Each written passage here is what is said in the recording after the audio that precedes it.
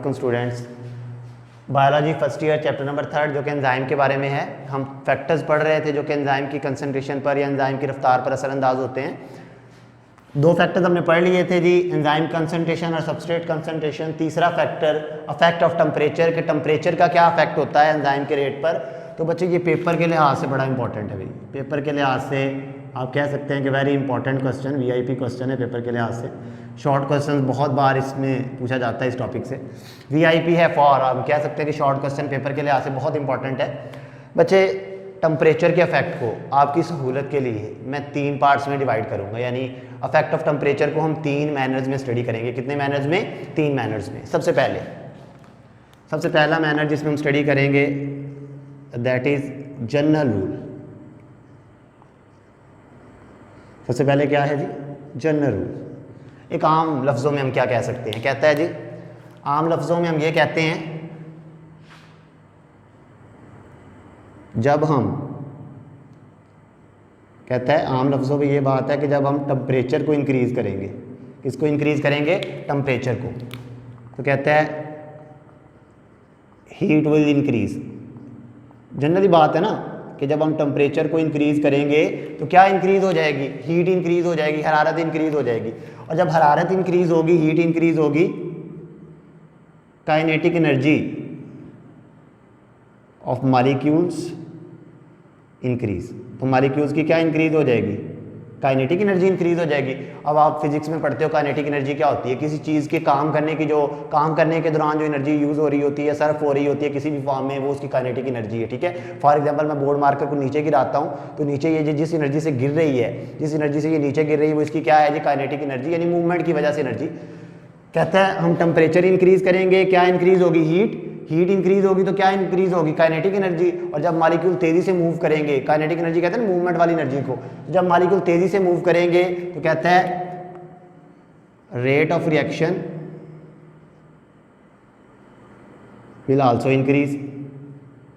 Rate of reaction will also increase. तो rate of reaction भी क्या हो जाएगा? इंक्रीज हो जाएगा।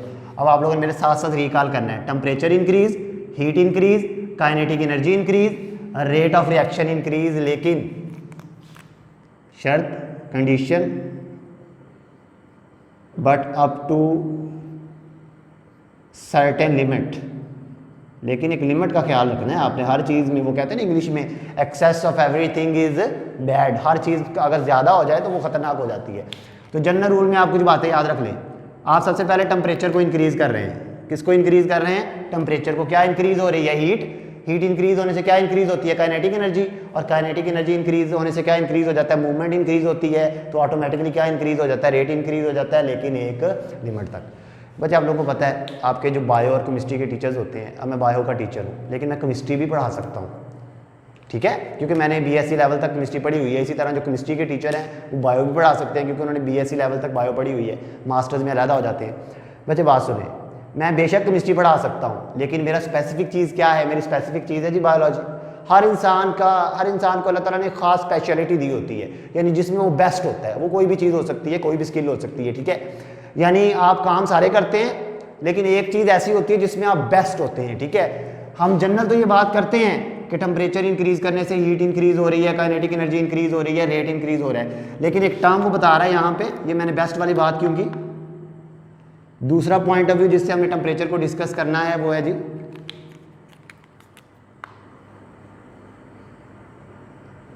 Optimum temperature. वो क्या है जी? Optimum temperature. बच्चे बेशक रेट इंक्रीज करने से, बेशक टेम्परेचर इंक्रीज करने से रेट इंक्रीज होता है, बेशक कोई शक नहीं है, जनरल रूल यही है। लेकिन हर एंजाइम, जिस तरीके से हर इंसान का एक स्पेशल हुनर होता है, एक स्पेशल स्किल होती है, हर एंजाइम का भी एक खास टेम्परेचर होता है जिस पर उसका काम मैक्सिमम होता है। ठीक है, उस खास टेम्परेचर को क्या कहते हैं जी? Optimum temperature. वो कहता है जी एवरी एंजाइम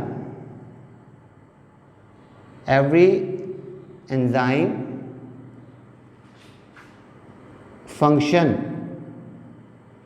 मोस्ट अफेक्टिवली। कहता है हर एंजाइम काम करता है बेहतरीन तरीके से, बेस्ट स्किल पे, एट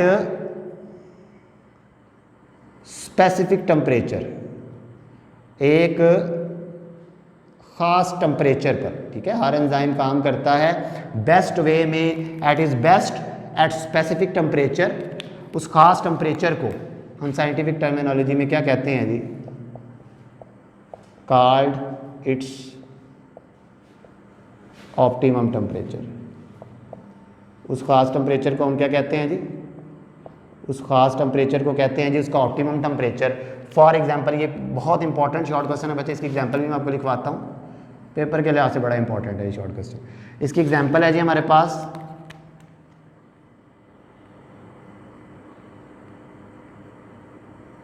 बच्चे ह्यूमन बॉडी के जो एंजाइम है,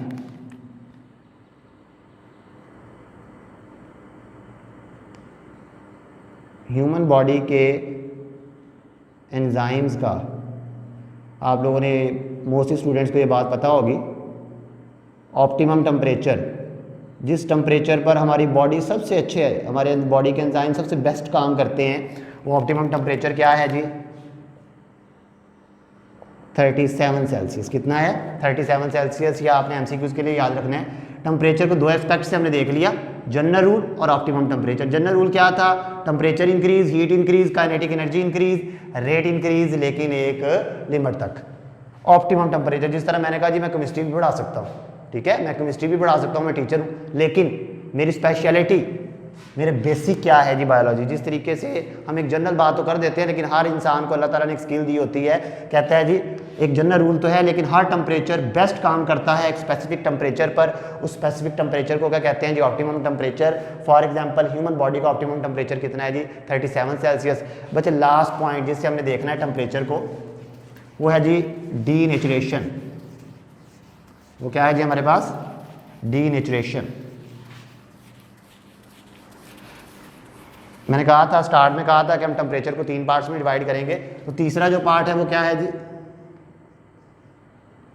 डीनेचुरेशन। ठीक है, कि डीनेचुरेशन क्या होता है? बहुत इंपॉर्टेंट शॉर्ट क्वेश्चन है, ऑप्टिमम टेम्परेचर भी और डीनेचुरेशन भी। बच्चे हमने जनरल रूल में एक लिमिट की बात की थी, अब वो क्या कह रहा है? डीनेचुरेशन में क्या कहते हैं? इफ टेम्परेचर इज इंक्रीज्ड, कहता है अगर आप टेम्परेचर को बढ़ा देते हैं, कहाँ बढ़ा देते हैं? Above optimum temperature. अबव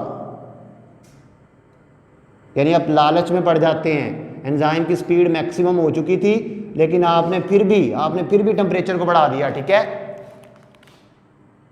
कहता है अगर आप लालच में आ जाते हैं, आप टेम्परेचर को ऑप्टिमम टेम्परेचर से भी ऊपर बढ़ा देते हैं, तो कहता है एंजाइम मॉलिक्यूल्स, एंजाइम के जो एटम्स कह लें, एंजाइम्स एटम जिससे एंजाइम बना हुआ है, जिन अमीनो एसिड से एंजाइम बना हुआ है, enzyme atoms started to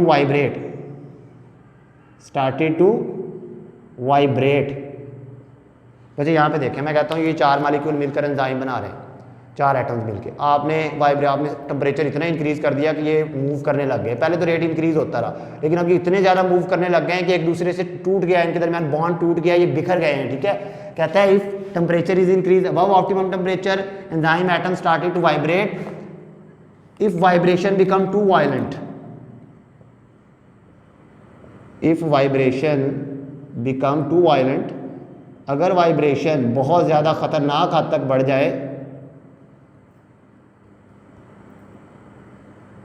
violent, अगर वाइब्रेशन बहुत ज़्यादा वायलेंट हो जाती है, द ग्लोबुलर स्ट्रक्चर, एंजाइम का जो नाजुक स्ट्रक्चर था, हमने स्टार्ट में कहा था ना एंजाइम बड़ा नाजुक मॉलिक्यूल है, तो कहता है the globular structure of enzyme, तो कहता है एंजाइम का जो नाजुक स्ट्रक्चर था वो क्या हो जाता है जी? ये लाइन आपने लाजमी लिखनी है पेपर में, the globular structure of enzyme is lost, the enzyme is said to be denature, हम कहेंगे एंजाइम की नेचर खराब हो गई है, एंजाइम टूट गया है, the enzyme is said to be, हम कहेंगे कि एंजाइम डीनेचर हो गया है, वो टूट चुका है, the process is called denaturation, और इस प्रोसेस को क्या कहते हैं जी? द प्रोसेस इज कॉल्ड, इस प्रोसेस को हम क्या कहेंगे जी? डीनेचरेशन। 3 पॉइंट्स में हमने डिस्क्राइब किया। General rule, temperature increase, heat increase, kinetic energy increase, rate increase but up to certain limit. हर इंसान की एक स्किल होती है, हर एंजाइम की भी एक स्किल होती है। कहता है हर एंजाइम बेस्ट काम करता है खास टेम्परेचर पर। उस खास टेम्परेचर को हम क्या कहते हैं जी, उस खास टेम्परेचर को हम ऑप्टिमम टेम्परेचर कहते हैं। फॉर एग्जांपल ह्यूमन बॉडी का टेम्परेचर, ऑप्टिमम टेम्परेचर कितना है जी, 37 डिग्री। कहता है अगर आप लालच में आएंगे, टेम्परेचर को ऑप्टिमम टेम्परेचर से भी ऊपर ले जाएंगे, आपका रेट मैक्सिमम हो गया था एंजाइम का, लेकिन आपने और ज़्यादा मैक्सिमम करने की कोशिश की, तो कहता है एंजाइम के जो मॉलिक्यूल्स हैं या एटम्स हैं जिनसे एंजाइम बना हुआ है वो इस तरीके से वाइब्रेट करेंगे, और अगर वाइब्रेशन बहुत खतरनाक हद तक बढ़ गई तो एंजाइम का नाजुक स्ट्रक्चर टूट जाएगा और हम कहेंगे एंजाइम क्या हो गया, डीनेचर, और इस प्रोसेस को क्या कहेंगे, डीनेचरेशन। ये था जी टेम्परेचर का इफेक्ट। अल्लाह हाफिज़, अपना ख्याल रखिएगा, शुक्रिया।